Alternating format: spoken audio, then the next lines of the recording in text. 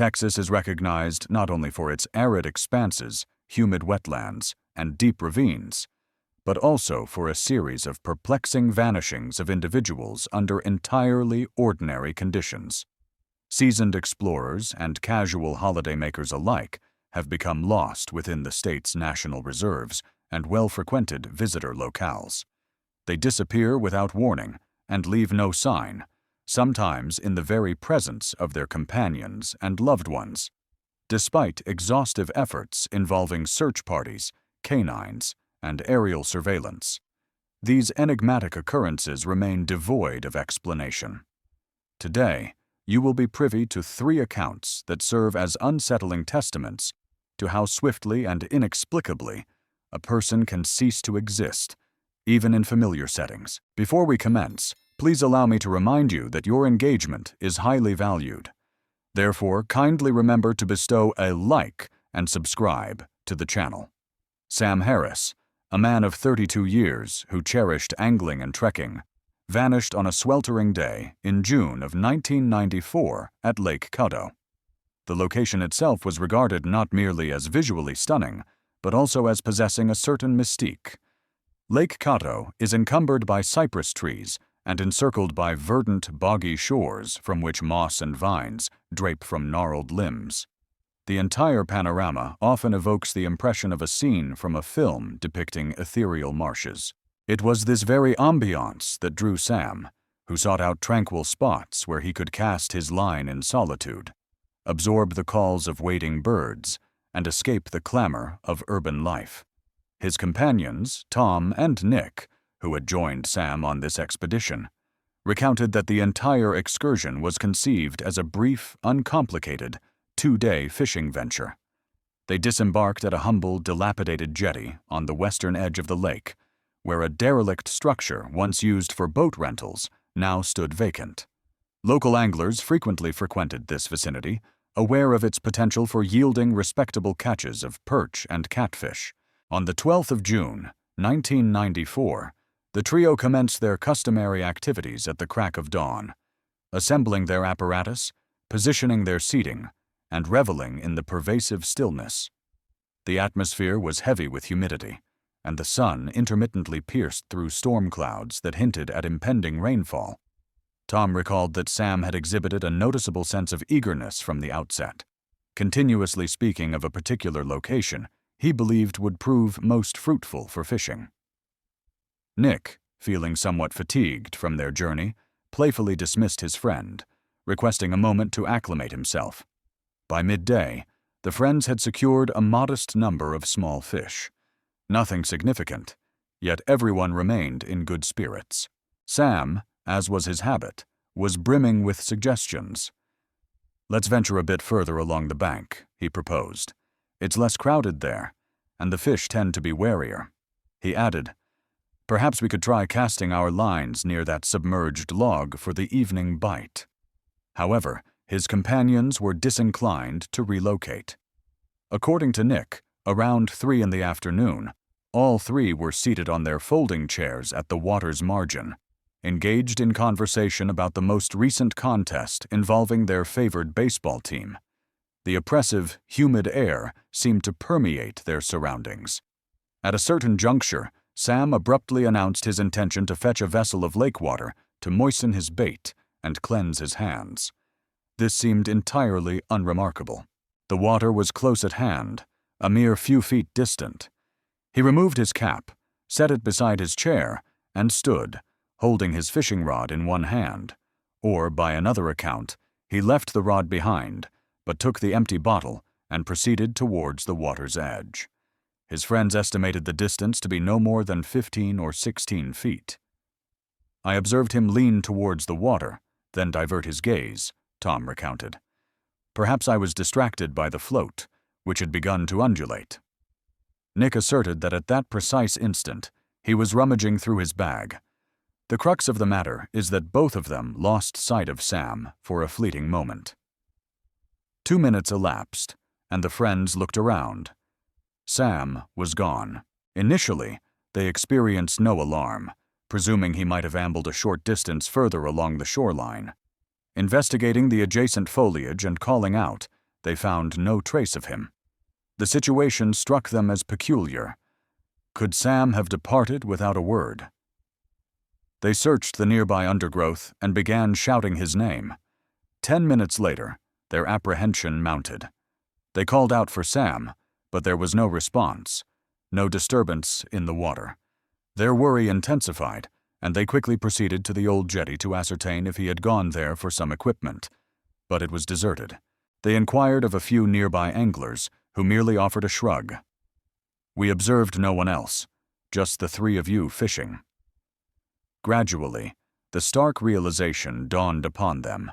Sam had, in essence, vanished within minutes, under clear skies, without a sound or any indication of a struggle.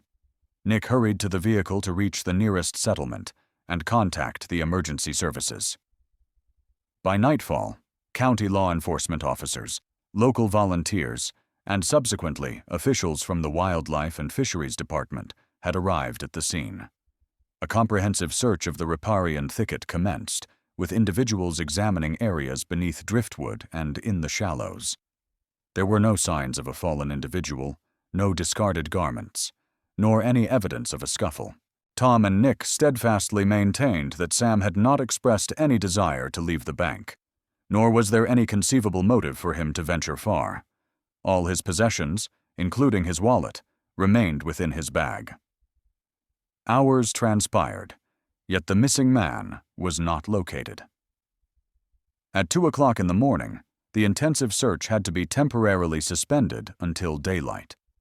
The prevailing darkness, combined with the marshy terrain and dense tree cover, rendered the search operation hazardous. At dawn, additional volunteers arrived. Dogs, provided with a spare shirt belonging to Sam from his vehicle to discern his scent, initially appeared to track a trail along the shore, but the scent abruptly dissipated at the water's edge, not far from where he had last been seen, leaning over the water. Did this imply that Sam had entered the water and drowned? However, this scenario should have left discernible evidence. Furthermore, even if a body had surfaced, the lake, while deceptive, was not of extreme depth in the littoral zone. Divers inspected the submerged portion of the lakebed and discovered nothing more than aquatic flora and a few discarded receptacles. No remains were found beneath the surface, a fact that perplexed the searchers. As days turned into weeks, the scope of the search expanded considerably. After 2 days, volunteers deployed boats equipped with sonar devices to investigate the deeper sections of the lake, but to no avail. One hypothesis posited that Sam might have fallen victim to an alligator. Alligators were rumored to inhabit certain areas of Lake Caddo, but no corroborating evidence emerged. Typically, an attack of this nature would manifest with signs of a struggle, torn attire, and blood. Yet nothing of the sort was discovered. More pragmatic individuals suggested the possibility that he might have swum away or drowned elsewhere and been carried off by currents. But the currents in Lake Caddo are not particularly strong, and certain items would likely have floated to the surface regardless. Nothing was recovered from the water. On the 5th and 6th days of fruitless searching, the Rescue Command initiated the winding down of active operations. "We have exhausted all avenues. It appears the individual vanished in mere seconds, and we lack any direction for further investigation." Sam's parents, upon learning of the tragic event, traveled from another state, imploring for the continuation of the search. However, resources were finite, and each successive day of searching yielded no results. In the middle of the following week, precisely 7 days after his disappearance, the search operation was formally concluded. The police initiated a missing person inquiry, and the case was relegated to the archives. Tom and Nick felt immense distress, experiencing guilt for their perceived failure to keep adequate watch over their friend, and genuinely baffled as to what could have transpired. However, the most astonishing revelation occurred a month later, when the account of Sam's vanishing had largely receded from the headlines of local newspapers. On a Friday evening, either July 15th or 16th, at the very same derelict jetty, a location seldom frequented by anglers due to its precarious state. A woman traversing the shoreline observed several items of fishing equipment. Upon closer inspection, she identified a fishing rod, a reel, a collection of hooks, and a small container of bait, appearing as if they had been recently abandoned. Recalling the recent disappearance of the fisherman, the woman alerted the authorities. Within an hour, officers arrived at the scene and confirmed that the gear belonged to the missing Sam. Tom and Nick identified it by unique markings Sam had meticulously applied to his reel and bait box. Furthermore, his companions vehemently asserted that the jetty had been thoroughly examined no fewer than 7 times by numerous individuals, including themselves, during the initial week following his disappearance. Volunteers had meticulously inspected the planks and probed beneath the decking, and there were unequivocally no fishing rods present. How did they suddenly manifest in plain view? They were not concealed in any structure, but rather seemed to have been intentionally placed at the jetty's edge, positioned for maximum visibility to passing individuals. The police conducted a subsequent localized search, entertaining the possibility of a malicious prank or the proximity of Sam's remains. However, these efforts proved fruitless. No footprints or new indications were discovered in the vicinity.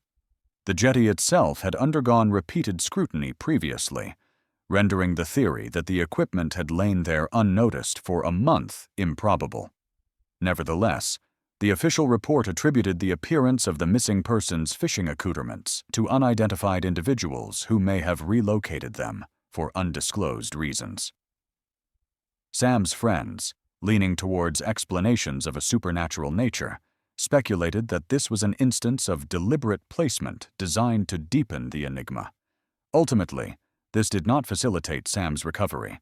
His body was never found, nor did anyone report having seen him. All leads concluded after 7 days of searching, culminating in this peculiar discovery of fishing gear in mid-July. The police officially stated, "We have no basis to suspect foul play, yet we possess no affirmative evidence of his survival. If he had merely drowned, what prevented the water from expelling his remains?" Rational observers contend that someone might have stumbled upon these articles in the undergrowth, without comprehending their significance, and simply deposited them on the jetty, anticipating the owner's return. Alternatively, an individual could have intentionally orchestrated a deceptive scenario by planting the evidence. However, if this were the case, why did no one report finding them immediately? And how did these items remain so remarkably preserved after a month of exposure to rain and heat? Sam Harris's family relocated from the state a few years after the distressing incident, unable to bear the perpetual reminder of Caddo Lake, a site to which mystery aficionados would periodically return. Palo Duro Canyon, situated in the northwestern region of Texas, rightfully holds its status as the second largest canyon in the United States. In the height of the summer of 1997, its sun-baked rock formations, the peculiar strata of red sandstone, and its vast, unbroken expanses were illuminated by the midday sun. The network of hiking pathways within the canyon beckoned adventurers with its awe-inspiring magnificence. Among those who chose to traverse the well-trodden route on that particular July day were Jack Everett, aged 39, and his wife, Emily. Their vehicle was parked in the designated visitor area around 9 in the morning on July 15, 1997, before the heat reached its zenith and the air remained relatively temperate. They had planned a straightforward day hike, carrying minimal provisions, a couple of liters of water for the pair, some light refreshments, a camera, and an air of joyful anticipation. According to Emily, the excursion proceeded without a hitch. They ambled at a relaxed pace, exchanging humorous observations about the vibrant hues of the canyon walls. The surrounding landscape exuded a tranquil warmth, and they encountered a few other hikers on the narrow trail, all in good spirits and eager to capture photographs. As they proceeded side by side, there was no intimation of impending peril, But their buoyant mood quickly dissolved when, at approximately 11 o'clock, Jack paused to adjust his shoelaces. The trail at this point traced a modest ledge that ascended gently.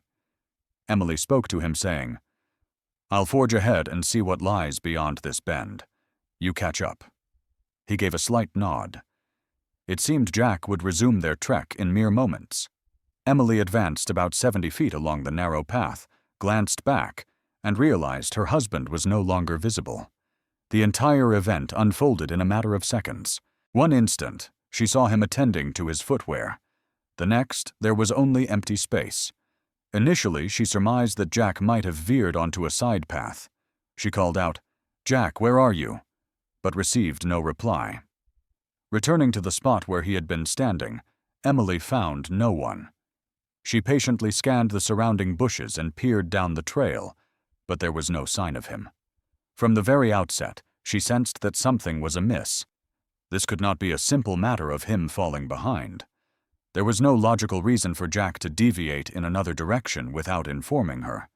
Fearing he might have slipped and fallen, Emily descended the incline towards the dry riverbed, scrutinizing the embankment. Silence prevailed. No cries, no rustling sounds. After a few minutes, recognizing the gravity of the situation, she returned to the trailhead and reported the disappearance to the park rangers at the visitor center. Their response was prompt. Within an hour, they initiated a preliminary search and questioned other individuals who had been in the area. They inquired of passing tourists. "Have you observed a man of 39 years, wearing a white t-shirt and shorts?" Each person offered a shrug. Initially, they theorized that he might have taken an incorrect route and was searching for his wife, but as time progressed, Jack failed to reappear. In the afternoon, canine handlers, local volunteers, and county law enforcement joined the search efforts.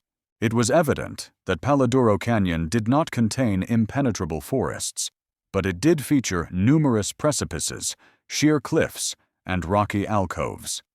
During the summer months, the intense heat could prove fatal for anyone lacking adequate hydration. The police interviewed Emily. Were there any disagreements? Any motivations for her husband to depart? She shook her head. No, everything was perfectly amicable. He was simply tying his shoelaces. We were merely a few feet apart.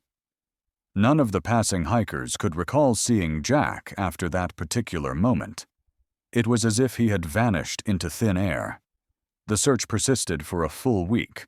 A pair of helicopters were deployed to survey critical sectors of the canyon, including vertical walls and narrow passageways.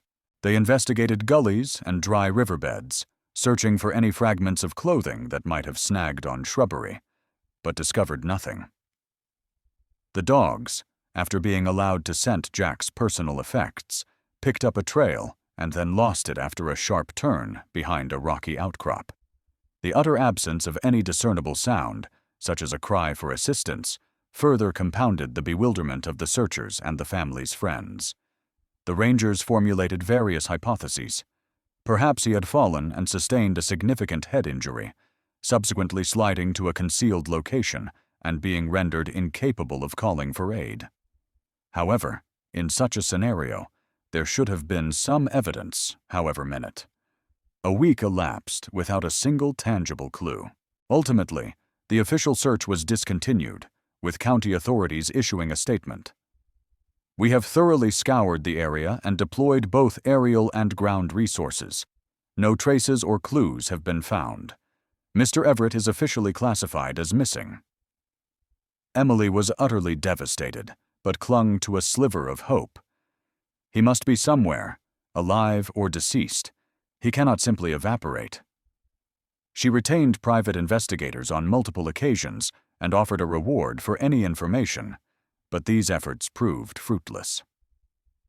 In the late autumn, once the oppressive heat had subsided and new volunteers arrived, another search was undertaken, also yielding no results. It appeared that Jack Everett's story would become another unresolved disappearance, destined for archival obscurity. However, during the winter of that same year, whispers began to circulate to the effect that someone had purportedly observed a silhouette resembling a male figure moving along a steep incline under the cover of darkness. Naturally, this observation was never substantiated. It was only 6 months later that a development occurred, which, rather than providing clarity, only amplified the existing questions. In January of 1998, tourists venturing onto an unconventional route for photographic purposes inadvertently discovered a human skull at the base of a rocky embankment. According to their account, the location was within a sector that had been thoroughly investigated multiple times by search parties during the initial phase of the operation. The police confirmed, yes, it is indeed a human skull, and one of a distinctive morphology which, based on dental records, belonged to Jack Everett. No other bones, fragments of clothing, or personal effects were found in its immediate vicinity. Only the skull lay exposed, exhibiting no signs of soil disturbance or obvious decomposition nearby. In other words, it would have been exceptionally difficult not to have noticed it during the prior searches, given that the area had already been meticulously examined. Nevertheless, all individuals who had participated in the earlier searches affirmed with certainty that they had not observed any remains. Thus, how did the skull come to be present there? Could animals have transported the remains? This is a plausible scenario, but in such instances, other bones are typically discovered within a radius of several dozen feet. Nothing of that nature was found. Forensic analysis proved unable to determine the cause of death from the skull alone. There were no apparent indications of ballistic trauma, fractures, or any similar injuries. The teeth, with their unique fillings corroborated by dental records from Jack's dentist, matched his profile reasonably well. The remainder of the skeleton, along with his clothing and backpack, was absent. The police took statements from the 2 tourists who discovered the skull. They stated that they were traversing a trail at the cliff's base, an area already covered by the search efforts, when they suddenly noticed something white amidst the rocks. That was the extent of their account. Ultimately, the county authorities issued a formal resolution. In the absence of any further evidence or indications of violent demise, the case was not classified as suspicious. The cause of death remained undetermined. The body was found in a partially intact state, and DNA or dental evidence confirmed it as belonging to Mr. Jack Everett. Lingering questions surrounding his death persist, but no criminal investigation will be pursued. For Emily, this development brought a heavy sense of closure, albeit tinged with sorrow.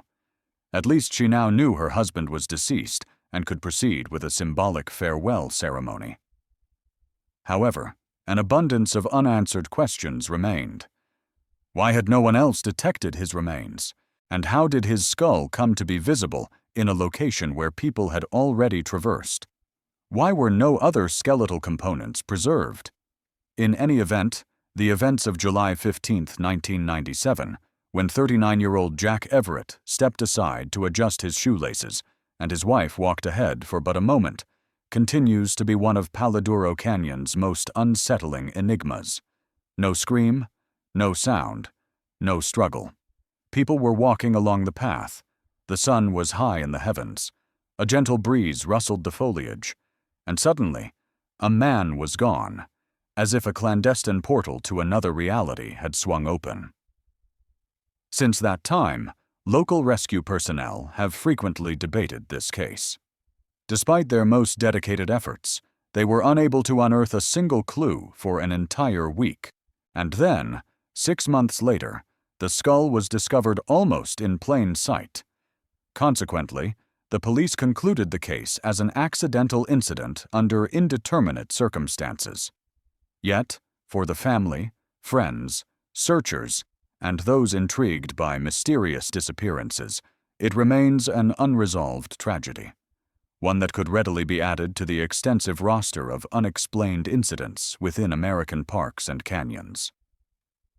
In March of 2001, a perplexing disappearance occurred within Big Bend National Park in southwestern Texas, an event that continues to be a subject of discussion among hiking enthusiasts and is unofficially categorized as a missing 411 incident.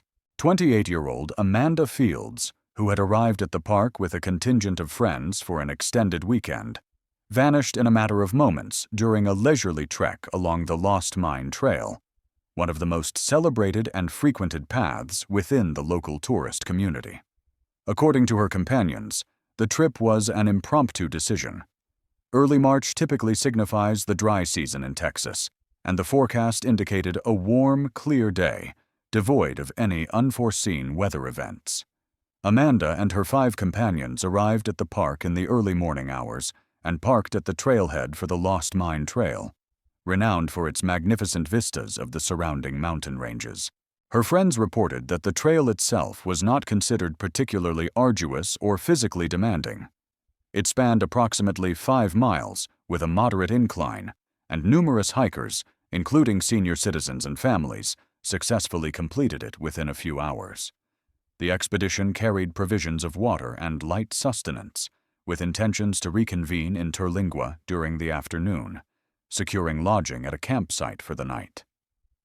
Throughout the journey, Amanda maintained an upbeat demeanor, pausing periodically to capture the surrounding vistas with her camera. A dedicated amateur photographer, she strived to frame the midday sun illuminating the rugged geological formations from the most advantageous perspectives. Eventually, the party arrived at a prominent overlook, a favored spot for many to marvel at the valley and record lasting images. The presence of numerous sightseers was notable.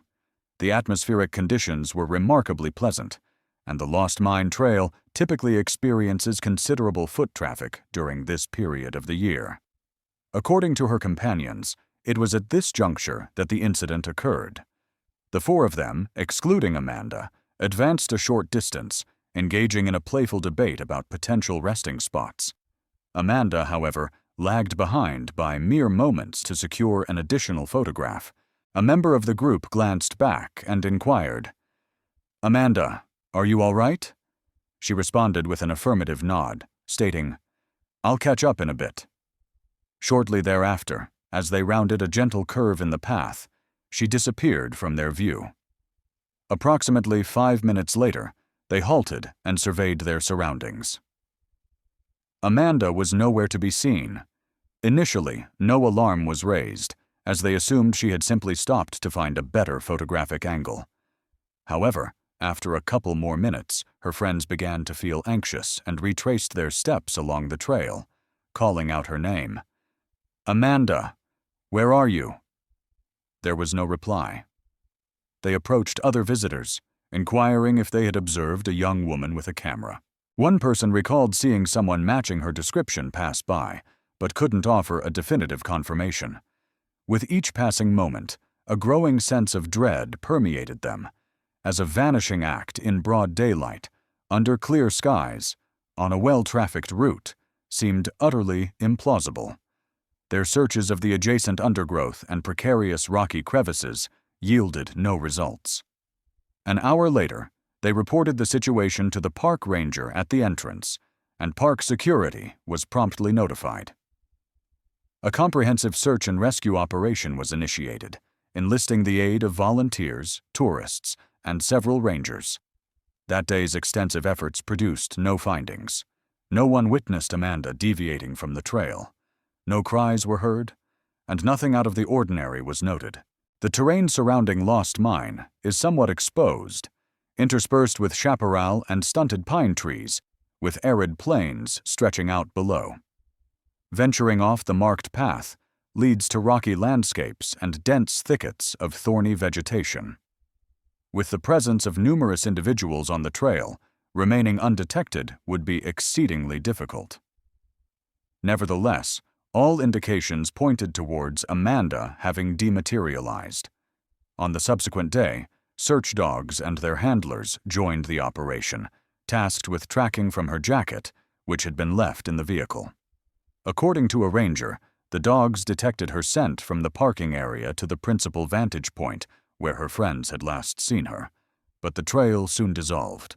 Lacking a clear olfactory pathway, either due to the scent dissipating or the wind intermingling the trails, and with the weather remaining consistently sunny and dry, meteorological conditions were not considered a contributing factor. On the third day, local search helicopters were deployed. They meticulously surveyed the lost mine area, including wooded sections and rocky precipices. Amanda remained unfound.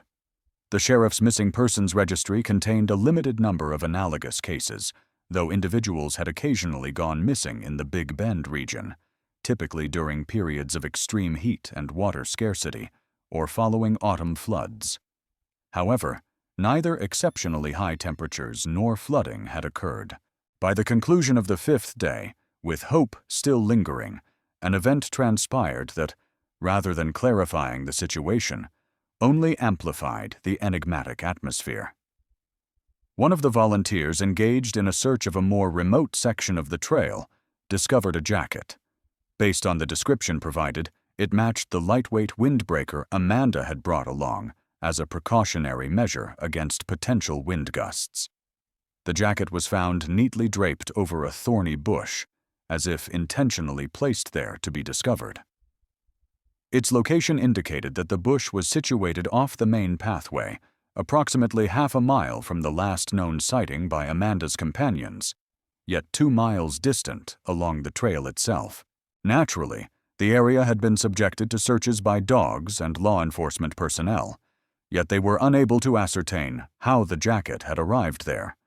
Furthermore, search parties had previously scoured that particular stretch of trail without encountering it.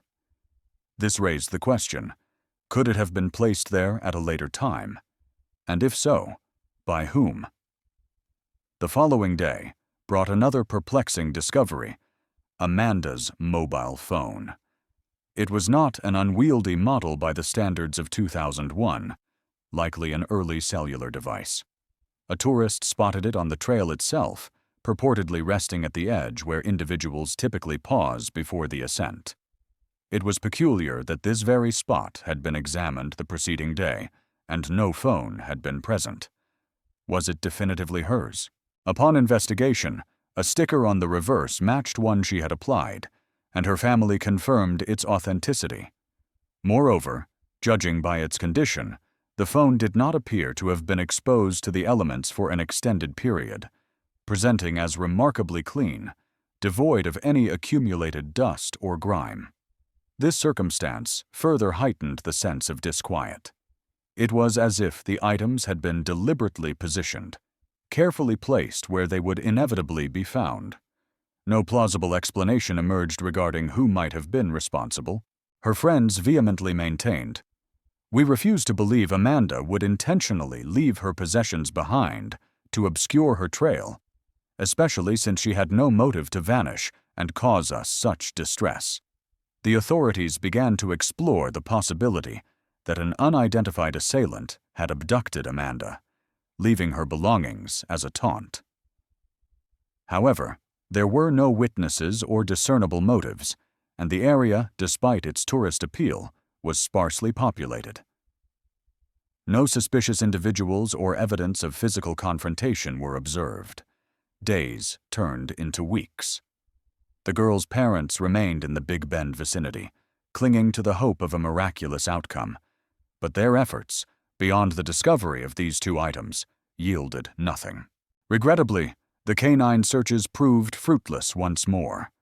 The windbreaker and the phone bore no recent scent, and the dogs followed a jumbled trail that dissipated within a few feet. By the conclusion of the 3rd week, the search and rescue teams officially ceased operations. The outcome was definitive. The girl was never found. No remains, no living person, not even a shred of evidence indicating her path from the trail. These 3 narratives from Texas serve as a potent reminder of nature's unpredictable and enigmatic character, even in locales familiar and extensively studied. Individuals embark on routine hikes or fishing excursions, only to vanish without a trace of struggle or an understandable cause. Their fates remain the unresolved enigmas of Texas's natural reserves and wetlands, a sobering testament to the notion that reality can often transcend theoretical constructs. This concludes our discussion for now, friends. If you found this video engaging, please express your appreciation through likes and comments. Subscribe to the channel and activate the notification bell to be among the first to receive updates on new mystery-laden accounts and unexplained disappearances. Exercise caution, remain vigilant, and bear in mind that the fabric of reality can sometimes be far more perplexing than any legend. Texas harbors regions where the natural world guards its secrets with exceptional tenacity. The state's national parks, lakes, and canyons are renowned not only for their aesthetic appeal, but also for peculiar disappearances that persist as enigmas years later. Today, we present 3 true accounts from diverse corners of Texas, where individuals seemingly evaporated in mere seconds, leaving behind only perplexing clues and unanswered questions. The first involves James Coleman, a young man on vacation with a companion in the Big Thicket National Preserve in May of 1987. A mysterious column of light in the sky, followed by James's inexplicable vanishing, continues to fuel debate and conjecture to this day. Next is the story of Tommy and Lisa Green, a young couple who vacationed at Lake Whitney in June of 2004. Their abandoned boat and unlocked automobile, with the keys still in the ignition, were all that remained of what was intended to be a tranquil retreat into nature. Lastly, we recount the experience of Karen Smith, who vanished in August of 1995 within moments while traversing a mountain trail in Guadalupe Mountains National Park, leaving behind only her backpack and an unnerving silence that enveloped her friends and the search parties. In May of 1987, 22-year-old James Coleman and his friend Patrick embarked on a brief getaway to the Big Thicket National Forest in eastern Texas. Their objective was straightforward: escape the urban environment for a couple of days, set up camp beneath the trees, and revel in a leisurely sojourn amidst the wilderness. The area was distinguished by its dense woodland, interspersed with unexpected marshy regions and a singular ecological system. The friends had discussed this excursion on numerous occasions, but it wasn't until early May that they deemed the weather suitable, not yet excessively humid, and before the full onset of summer's heat. Upon their arrival by vehicle at the preserve's entrance, the sun was nearing the horizon. Selecting a clearing adjacent to a dirt track, a common stopping point for casual visitors, the pair found a reasonably level area for their tent. Everything appeared entirely normal. They unpacked their provisions, checked their sleeping bags and sustenance supplies. Nothing seemed to portend any impending trouble. According to Patrick's recollection, James seemed invigorated. He relished such excursions, particularly following periods of intense urban work. As they were in the process of erecting the tent, a peculiar beam of light suddenly illuminated the sky, or a brilliant flash, akin to a lightning strike, yet devoid of any accompanying thunder. Both friends momentarily froze. The sky was serene, and as far as they could discern, there were no clouds present. Could that be some sort of natural luminescence? Patrick mused. James merely offered a shrug, suggesting it might be an uncommon atmospheric phenomenon, and that they should seize the unique moment. However, the glow persisted for no more than a minute, before vanishing as abruptly as it had appeared. The friends discussed the spectacle for a brief interval, ultimately concluding it was likely an optical illusion or a rare light effect. They resumed their preparations, soon constructed a small campfire, enjoyed a modest evening meal, and retired to sleep within the same tent. During the night, Patrick was roused by rustling sounds and noises emanating from the forest, a typical occurrence in the local wilderness. James appeared to be sleeping soundly, but in the pre-dawn hours, Patrick discovered his friend was absent from the tent. The sleeping bag lay unfolded and empty. He harbored a naive hope. Perhaps James had stepped out to attend to a bodily need, or decided to take a stroll to a nearby stream. Patrick called out for James, but no response came. He waited until daylight broke and ventured outside. The surroundings were silent. There were no indications of his friend's whereabouts. Their vehicle remained parked. All their equipment was in place, with the exception of some of James's clothing. Patrick searched the immediate vicinity of the bushes. No one was there. He felt as if his friend had merely stepped away for a fleeting moment, only to never return. Agitated and perplexed, Patrick resolved to proceed to the sole forest ranger station he knew of, situated at the preserve's entrance. He walked briskly along the unpaved road, covering the approximately 2 kilometers to the station. There he encountered the ranger on duty, and, in a state of confusion, explained the circumstances. In 1987, personal mobile communication devices were not commonplace, so all emergency calls were made either via radio or through landline telephones at the forestry office. The ranger promptly initiated an alert, notifying the county police, and by midday, a team had arrived for an initial assessment. This contingent comprised 2 or 3 officers, Patrick, and a couple of local volunteers. According to those involved, the scene initially presented as peculiar. There were no signs of disturbance or trampled earth. The dogs brought to the location initially detected James's scent, originating from his personal effects left within the tent, but the trail quickly vanished mere meters from the campsite. It was as if the individual had taken a few steps and dissolved into thin air. One of the initial hypotheses was that he might have fallen into a shallow marsh or a patch of quicksand. However, there were no recent disturbances in the vegetation or any indications of submerged footwear, and the adjacent water bodies were not particularly deep. Although the forest is capable of obscuring things, such a silent disappearance during the night, under calm weather conditions, baffled everyone. Over the subsequent day, the search efforts were intensified. They systematically combed the forest, calling out for James and awaiting a reply. There was no sound, no signal of distress. James's relatives traveled from another state, imploring them to persevere and broaden the search perimeter. It consisted of pants, a t-shirt, and socks. Everything was folded almost into a pile, with no discernible damage. The most perplexing aspect was that this area had been thoroughly searched numerous times during the initial days. How could this collection of clothing have remained there, unnoticed? The rangers and volunteers, in their bewilderment, swore that they had not observed anything of the sort in that location, suggesting it had been placed there subsequently. But then, why would someone undress in the bushes? And where were they now? The dogs sniffed the clothes again, but after a few steps they shook their noses, unable to pick up the scent. It was as if the garments had been deliberately positioned. Despite this finding, James was not located that day or in the following ones. Within a week, the search parties were exhausted, having yielded no results. The organizers of the operation, namely the local police and the preserve administration, made the decision to suspend the large-scale search. No new leads had emerged, rendering further efforts futile. His relatives were overcome with shock.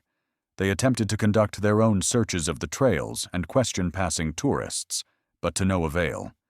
Rumors surrounding the young man's disappearance were rife with speculation. Some referenced the peculiar glow in the sky that Patrick had recalled. Others hinted at criminal involvement, but there was no evidence of a struggle or robbery. And while James's belongings had been recovered, it seemed improbable that a thief would have deliberately placed them there. For what purpose?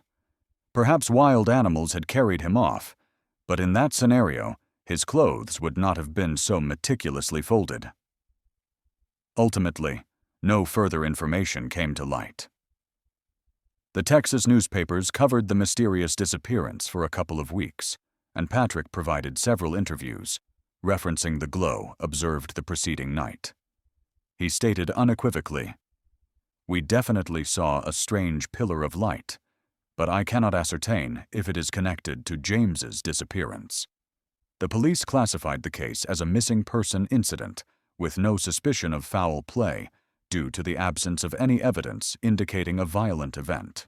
James's parents made every effort to have the search reopened, but by the close of summer in 1987, no new information had surfaced in the vicinity of Big Thicket. James Coleman remained on the missing persons registry. His body was never recovered, and no indications of his presence in the woods beyond the campsite were found. Patrick returned home, forever haunted by the thought that he might have prevented his friend's disappearance had he awakened sooner. Local rangers privately admitted that this was one of the most perplexing episodes of their professional careers. No one witnessed James departing the camp. No one heard any unusual noises. And yet, a few days later, his belongings were discovered neatly arranged in the bushes, as if intentionally placed there. Consequently, this narrative, which unfolded in May of 1987 within the Big Thicket Preserve, continues to be recounted among tourists and aficionados of unexplained vanishings. Some regard it as a quintessential example of the genre.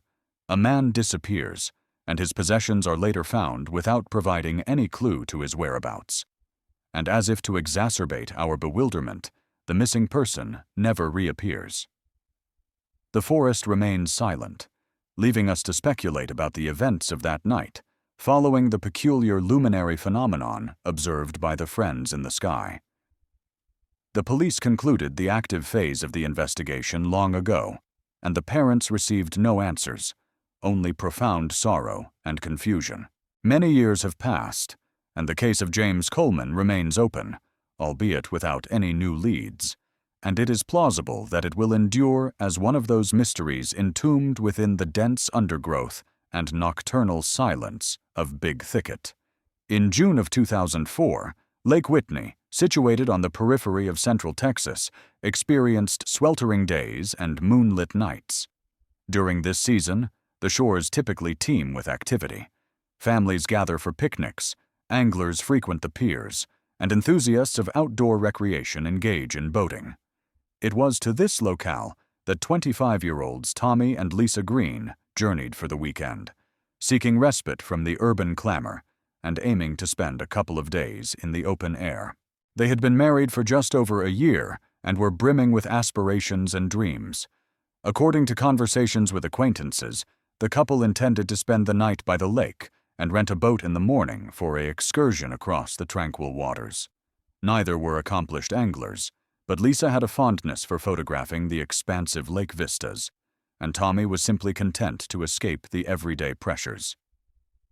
The following morning, as the heat began to intensify, some visitors circulating the lake observed a vehicle, an older Toyota sedan, parked in close proximity to the water's edge. Both doors were wide open, and the keys were left in the ignition. This presented an immediate puzzle. It seemed highly improbable that anyone would voluntarily abandon a vehicle in such a state. Upon approaching to investigate, the witnesses noticed a map of the area spread across the hood. It depicted the outline of Lake Whitney and the surrounding roadways. Furthermore, a distinct cross marked a specific location on the northern bay or a tributary of the lake, perhaps indicating the intended destination of Tommy and Lisa. The inquisitive tourists attempted to hail any occupants of the car, but received no response.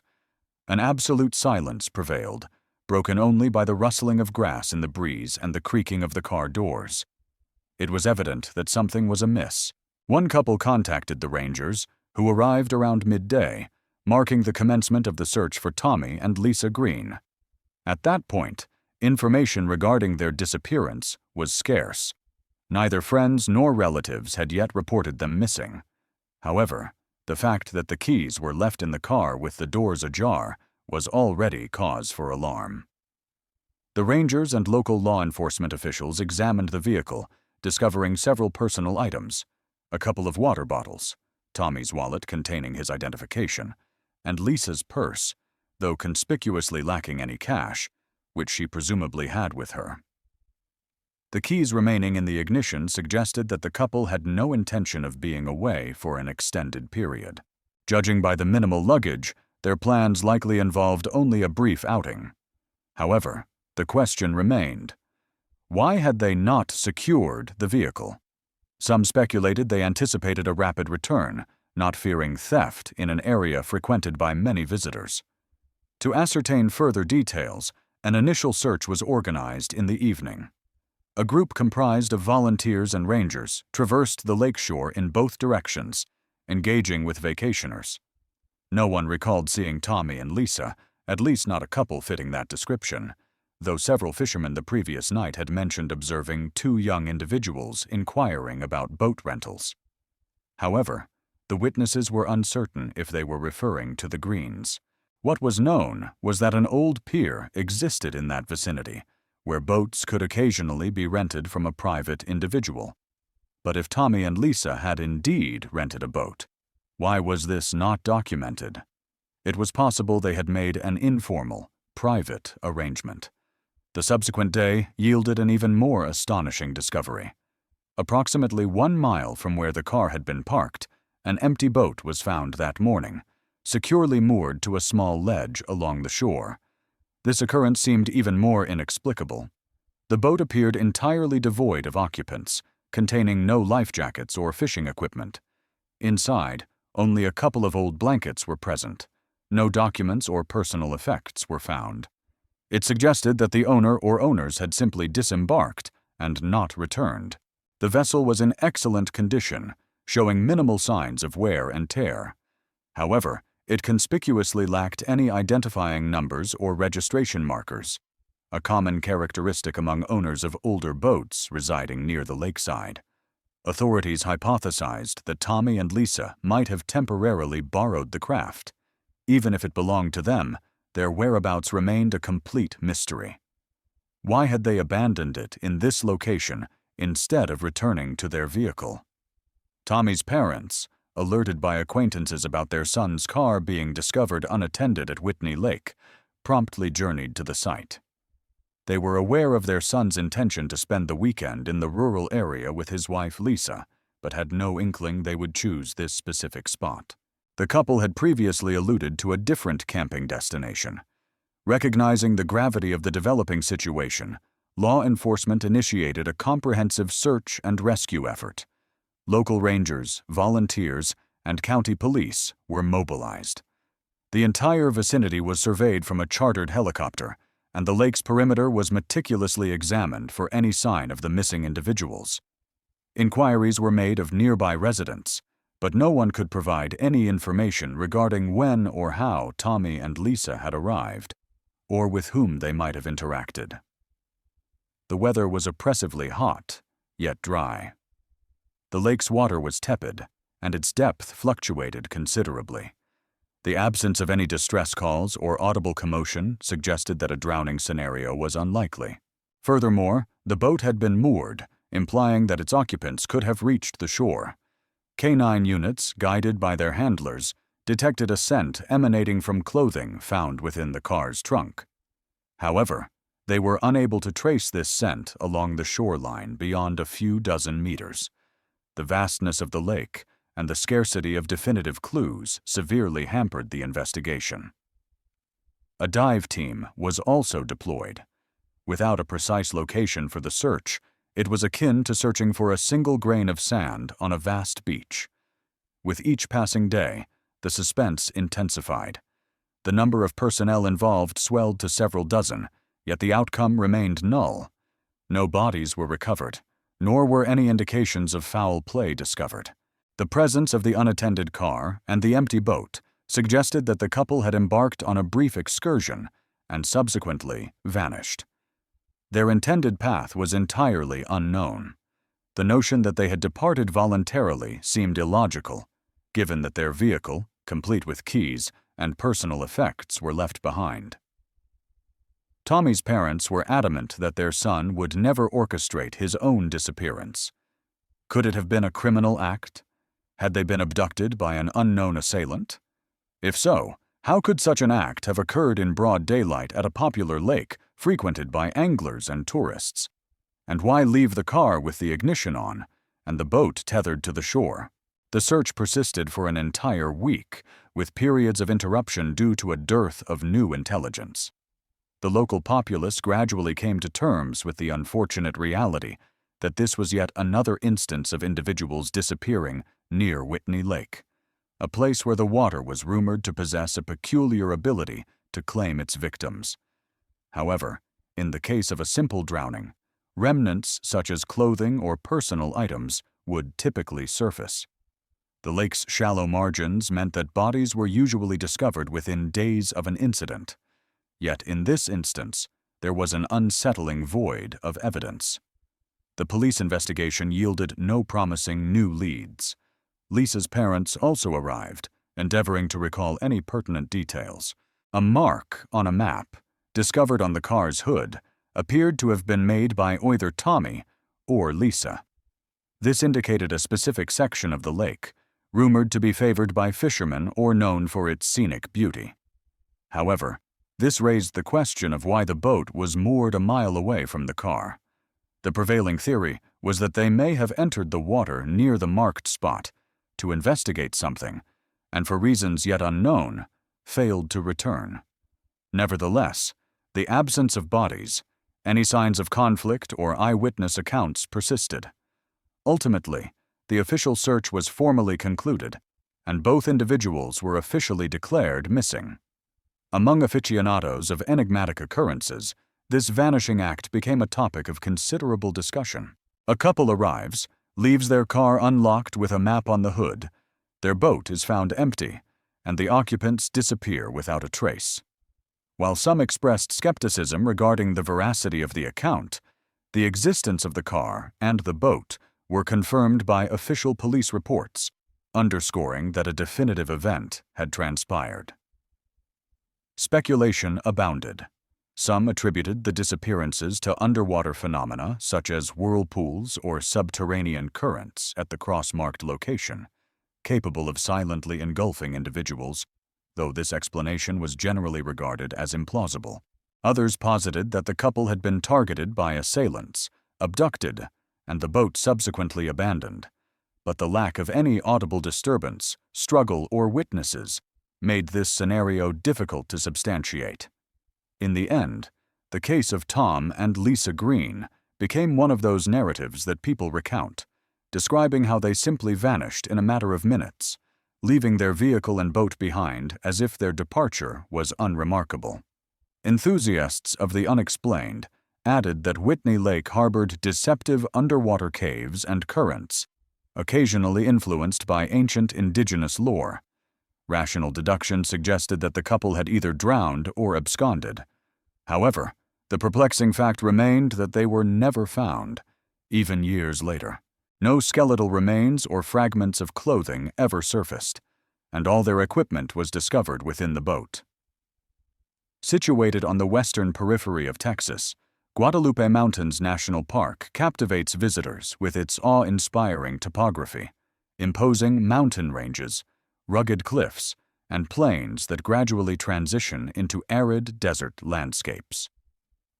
It was to this very region that a quartet of friends embarked on their journey on August 14, 1995. Among them was 31-year-old Karen Smith, a woman who harbored a deep affection for mountainous terrain and dedicated every available moment to exploring new vistas. On that particular Monday, their intended destination was the Pinnacles Trail, a route favored by seasoned trekkers. While not inherently arduous, the trail necessitates a respectable level of physical conditioning and vigilance, owing to the high-altitude environment and occasional precipitous descents. The morning dawned with clear skies, and by 10 o'clock, the sun was already casting its intense rays. The group, under the guidance of Russell, a fervent hiking enthusiast, proceeded at a measured pace. Their objective was to reach an overlook by midday, enjoy a brief respite, and then commence their descent before the evening chill settled in. Karen, according to her companion's recollections, maintained a position in the middle of the group, occasionally pausing to capture photographs of particularly arresting scenery, or to dab perspiration from her brow. However, on that day, everything appeared entirely unremarkable. No one observed any indications of ill health or any deviation from her usual demeanor. Following an ascent of a particularly prolonged incline, her companions halted to regain their breath and hydrate. Karen remarked, in essence, "I need a moment to rest in the shade. I'll catch up with you shortly," and proceeded behind a rock formation, which she indicated was slightly cooler. As Megan, a friend, later recounted, they were merely a few meters distant. They witnessed her take a seat and rest her rucksack on her lap. The others resolved to advance a short distance further, around a couple of bends in the trail, to identify a suitable resting spot. Karen requested that they not await her arrival. "I'll be right behind you just a moment." After a short interval, Megan turned, anticipating Karen's appearance, but found no one there. It was as if the young woman had evaporated into thin air within the time it took the group to traverse 50 meters along the path. Hearing no cries or any discernible sound, her friends retraced their steps to the location where Karen had been seated, but she was nowhere to be found. They circled the area, whispering her name and calling out to her, but no response was forthcoming. Initially, they surmised that Karen had simply continued onward, perhaps stopping further along the trail or venturing off to take photographs without informing them. However, after a cursory search of the immediate vicinity, they found no evidence of her presence. Shortly thereafter, one of the men, Lauren, exclaimed, "Look, it's her rucksack." It lay partially concealed just below the trail, as if casually discarded at the base of a shrub. Within its confines were water, a wallet, and various personal effects. Why would she abandon her rucksack if she merely intended to take a brief pause? Why did she not even take water with her in the prevailing heat? Her friends moved about with increasing agitation, convinced she was nearby. After approximately half an hour of fruitless searching, realizing she was unresponsive, Megan hurried down to the parking area to summon the rangers. By midday, the sounds of the rescue team's calls and whistles, searching for Karen Smith, echoed throughout the Pinnacles Trail. The subsequent 2 days witnessed extensive search and rescue operations spanning the area adjacent to the trail. Although the terrain surrounding the Pinnacles is arid, it is interspersed with boulders, precipices, and fissures. The sun beat down relentlessly, with temperatures soaring to 35 degrees Celsius during the day and plummeting significantly at night. If Karen had succumbed to heat stroke, immediate medical attention would have been critical. However, the K9 units deployed to scour the trail and its environs were unable to establish a clear scent. They detected a scent at the location where the rucksack was discovered, but it led in an indeterminate direction. County police, civilian volunteers, and multiple helicopters were dispatched to conduct aerial surveillance. Regrettably, their efforts yielded no results.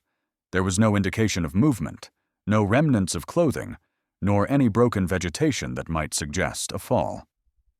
Karen's parents, who arrived a day later, found it inconceivable that their daughter, typically circumspect and not prone to impulsive actions, could vanish in broad daylight within a matter of minutes.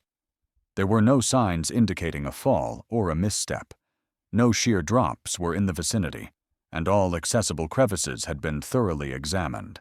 Furthermore, other hikers had traversed the trail that day and reported seeing no one descending any inclines. No evidence of violence or struggle was unearthed. The individual's disappearance was so swift and silent, it was as if she had stepped into an alternate reality. Following a week of unproductive searches, the rangers curtailed the active phase of the operation. Karen's family, however, remained persistent, engaging private investigators and disseminating flyers. Yet, for approximately 1 month, there was no new information. By the midpoint of the summer of 1995, the furor surrounding the tourist's disappearance had largely subsided within Guadalupe Mountains Park, with only her friends and family continuing to ponder the agonizing question, where is she? Officially, the case was categorized as missing, causes and circumstances unknown. Within official circles, it was sometimes referred to as one of the most baffling cases on record. In the presence of a group of companions, on a clearly visible path, under fair weather conditions, with no evidence of precipices or violent incidents, a young woman vanishes within mere minutes, eluding even extensive search parties. What transpired within the wooded canyons of Texas? Why do individuals seemingly disappear without a trace in the span of moments? leaving behind only perplexing artifacts and inexplicable circumstances. If you found these narratives compelling, kindly express your appreciation by liking them, subscribing to our channel, and ensuring you activate the notification bell to be among the first to receive updates on new mysterious incidents occurring in Texas and beyond. Share your theories in the comments section. Perhaps your insights will provide the answers that investigators have long sought. Until our next encounter, exercise caution and remain vigilant. Texas is renowned not only for its boundless vistas, its singular natural beauty, and its scorching sun. At times, the state becomes the stage for mysterious and inscrutable disappearances that leave behind a multitude of questions and precious few answers. Today, we continue our exploration of individuals who vanished directly before the eyes of their companions and loved ones in well-known and frequented locales across Texas. October 2004, Big Bend National Park, May 1999, Davis Mountains, and June 1992, Garner Park. What common thread binds these incidents, apart from the inexplicable vanishing of individuals? In October 2004, a group of 5 students from the University of Austin chose to spend their vacation in Big Bend National Park, situated in southwestern Texas. Esteemed for its majestic canyons, expansive desert landscapes, and the legendary enigmatic lights that intermittently shimmer above the horizon after dark, Big Bend frequently draws those captivated by unusual tales and secluded retreats. The students had long harbored a desire to spend several days exploring its terrain, establishing a campsite, venturing along less traveled paths, and, of course, endeavoring to witness firsthand the fabled lights that had been the subject of countless rumors. Arriving in 2 vehicles late in the evening, the group selected a semi-secluded parking area at the base of a low incline, a spot frequented by only a handful of other tourists. The weather was cool, consistent with it being October, and the sun was descending, casting a warm palette across the sky. After they had erected their tent and kindled a modest campfire, one of them, 20-year-old Robert Hayes, expressed his fervent wish to witness one of these mysterious illuminations. The others merely shrugged. Why would they suddenly manifest on this particular night? Yet Robert was alight with eagerness. On their very first evening, as everyone sat around the campfire, engaged in leisurely conversation and preparing their meal, a luminescence suddenly appeared atop a nearby hill, resembling a translucent orb of light that flickered subtly. It immediately commanded the attention of the entire group.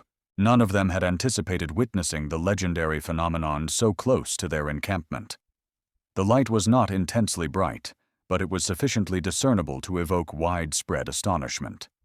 For a fleeting moment, all sat in stunned silence.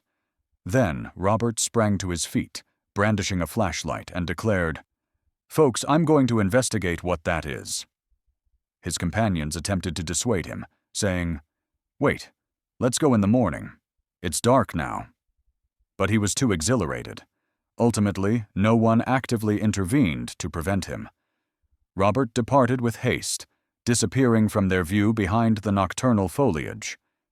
The remaining individuals, VDJ Sarah, Miguel, Joan, and Pete, VDJ, observed him ascending the incline, proceeding in the direction of the light. According to Sarah, the campfire burned steadily, then flared and dimmed, and in an instant, Robert was at the summit. They could discern his silhouette illuminated by the moonlight. He paused, as if gazing toward something off to the side, and then the light extinguished. It likely faded instantaneously, and with it, Robert vanished. His friends could no longer perceive his shadow or any movement. Miguel called out, "Hey, Robert, are you all right?" There was no reply. Assuming the young man had simply become engrossed or had stumbled, they waited a few minutes and called again. No one emerged from behind the hill. They then grabbed their flashlights and ascended together. However, after a few minutes, they realized he was not there. That night, The friends scoured the surrounding terrain. The hill was not particularly steep. The summit was clearly visible, and only small bushes dotted its surface. Locating a person who had merely fallen would not have posed a significant challenge, but there was no trace of anyone to be found.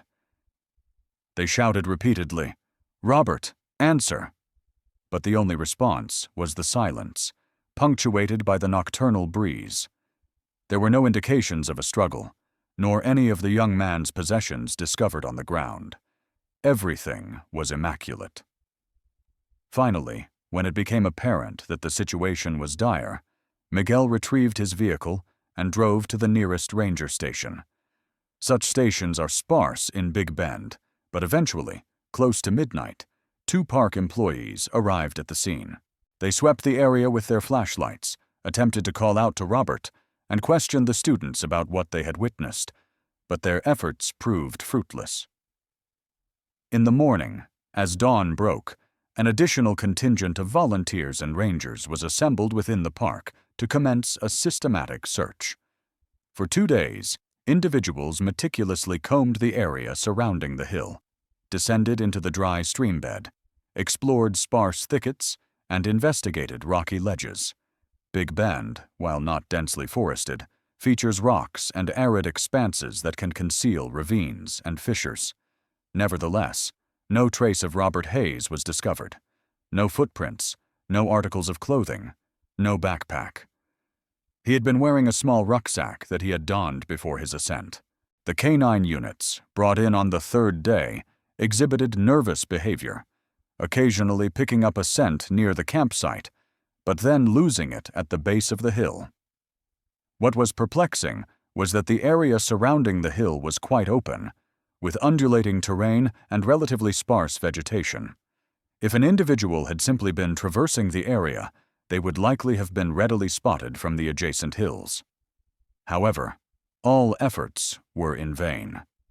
Robert's sister, who arrived a couple of days later from Austin, was overcome with grief at the unimaginable nature of his disappearance. How could it be possible that in a single minute, a man who was visible atop the hill had vanished without a trace, without a sound or any disturbance?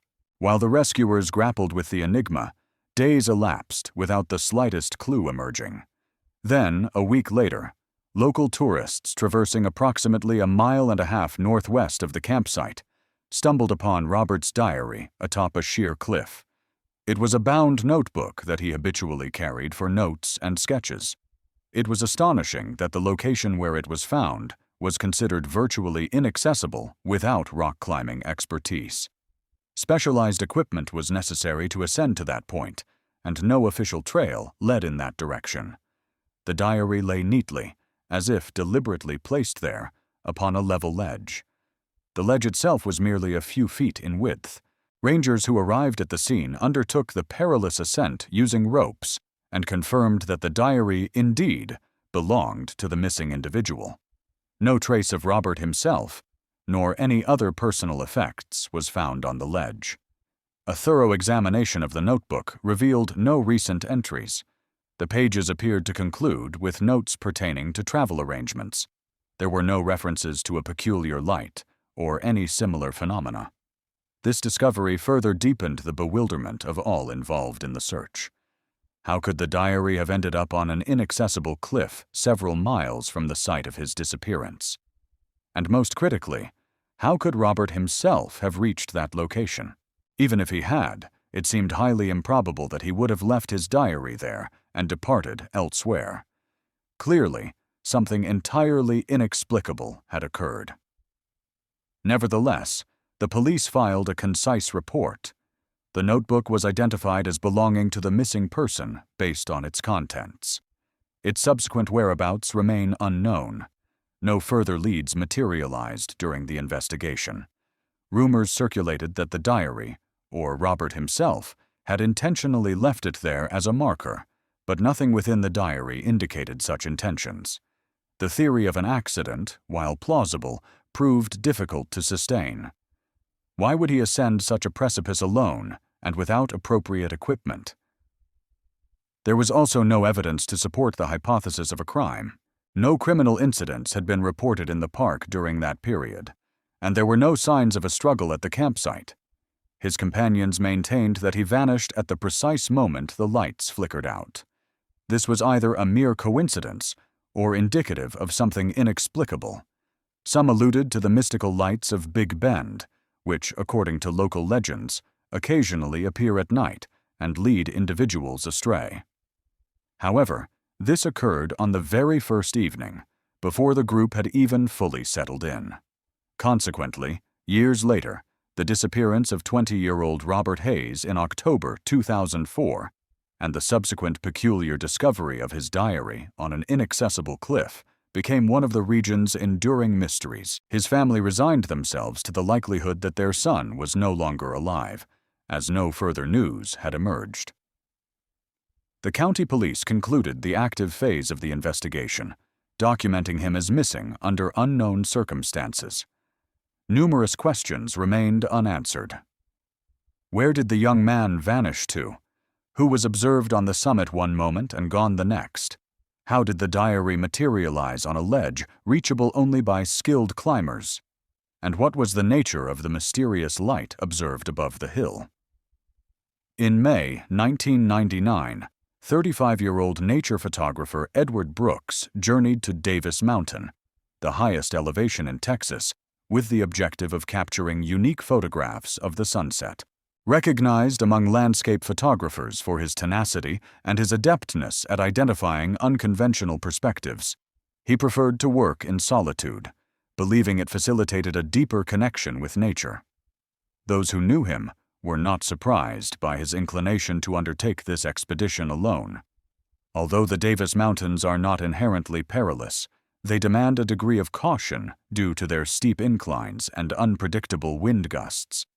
Edward's personal plan was to capture a series of sunset photographs, spend the night at a campsite situated at the mountain's base, and then return to civilization the following day.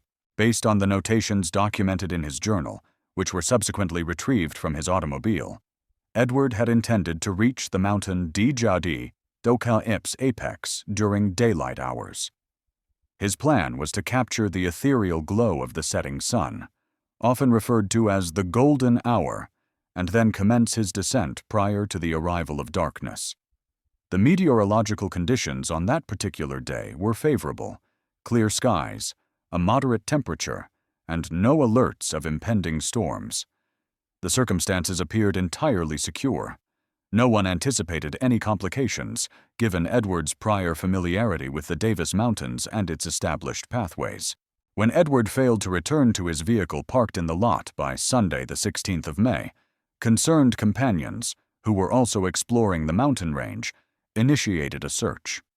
Edward's personal effects, including a collection of provisions and warm attire, were found stowed in the trunk of his car. He had only brought his primary photographic equipment and a lightweight rucksack. As the volunteer group ascended the path leading to the summit, they found no trace of him along the route or at any significant overlooks. During their progression, they encountered other hikers who recollected seeing a solitary individual with a substantial camera apparatus sometime around midday. He was observed to be walking with purpose and offering polite greetings. No one reported witnessing any indications of distress or difficulties. By evening, park rangers arrived on the scene and began broadcasting inquiries via radio to other visitors. "Has anyone observed a photographer with a backpack?" The response was uniformly negative. The subsequent morning saw an escalation of the search operation.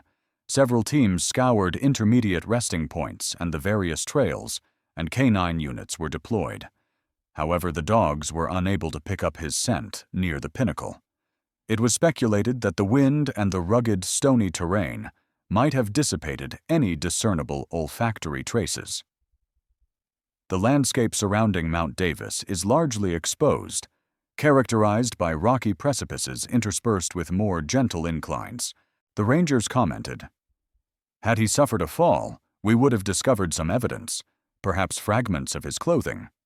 The camera itself, if it sustained damage, might have yielded clues, but the search yielded nothing." On the second day of the investigation, as a helicopter hovered above the summit, the pilot detected a glimmering object in the distance, situated at the very periphery of the stone plateau.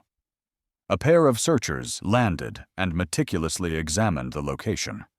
It was identified as a backpack and a camera, resting on a level outcrop adjacent to a small fissure. However, there was no sign of Edward, nor his clothing, nor any indications of a struggle or the presence of blood. Within the backpack, they discovered supplementary lenses, unused film rolls, and a small notebook containing brief annotations regarding light and exposure settings. Crucially, there was no mention of any event that might explain his disappearance. The arrangement of the discovered items appeared almost deliberate, as if Edward himself had placed them there, or they had been carefully positioned. The lens cap lay on a nearby rock, suggesting it had been removed with haste. The camera found alongside the backpack contained a roll of film. More specifically, the film was on its final exposure. The empty roll had already been rewound.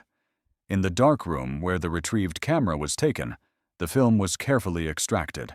To their astonishment, all the preceding frames depicted fragmented vistas of Mount Davis, spectacular panoramas, the sunset, and a solitary aircraft visible in the distance below. However, the very last frame captured an image of an almost unrecognizable, terrified countenance. It was Edward's face, as though he had turned the camera upon himself and activated the shutter.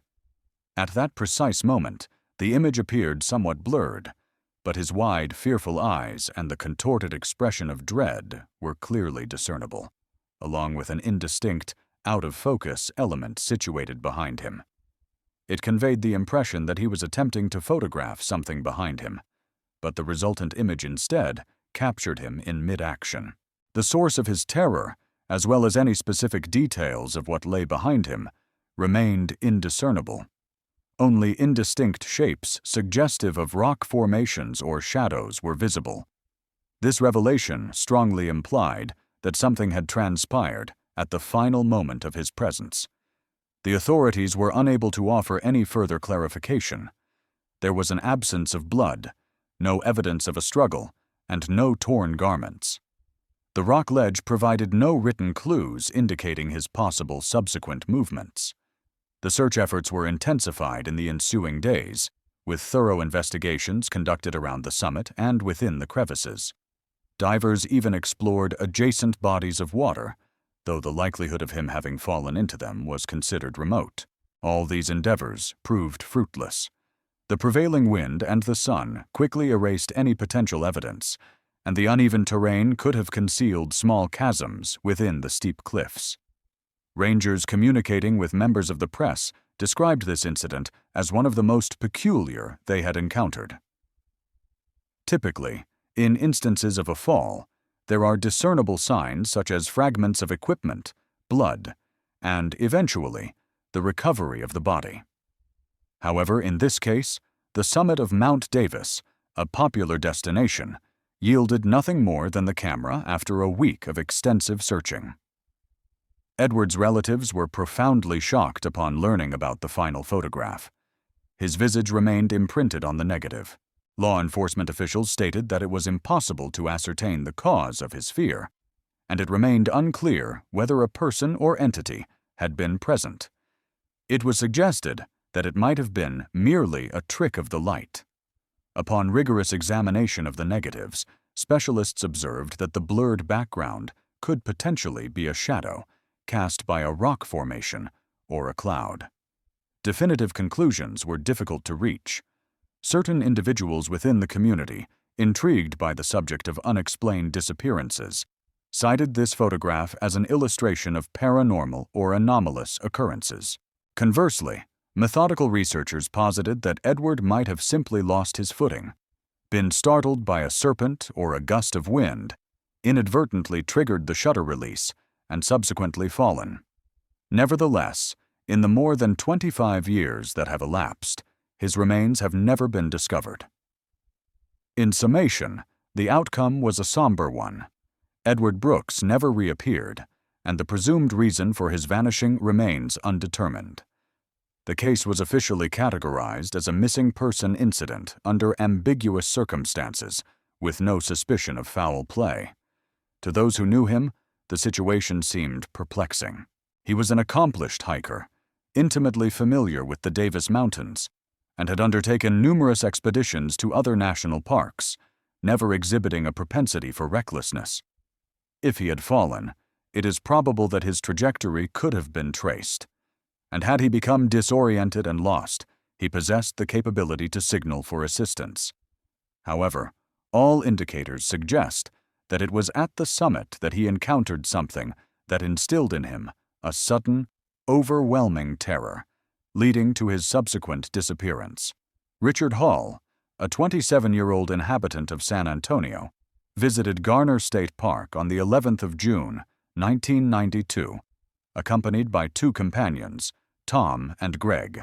The park is renowned within Texas for its scenic hills, its abundant oak and cedar forests, and the pristine Rio Frio River, which meanders through its striking canyons. On that day, the trio had planned a leisurely excursion, seeking an escape from the urban clamor and an opportunity to appreciate the summer landscape. According to Tom, the weather was exceptionally clear, with no forecast of precipitation, and the temperature hovered around 86 degrees Fahrenheit.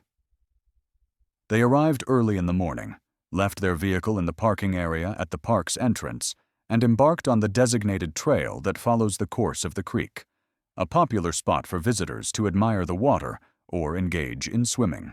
By midday, feeling somewhat fatigued from navigating the rocky terrain, the friends decided to pause by the creek as it flowed through its stony channel. The scenery was breathtaking: rolling hills, dense cedar thickets, and a nearby rocky ridge that attracted considerable photographic attention from tourists.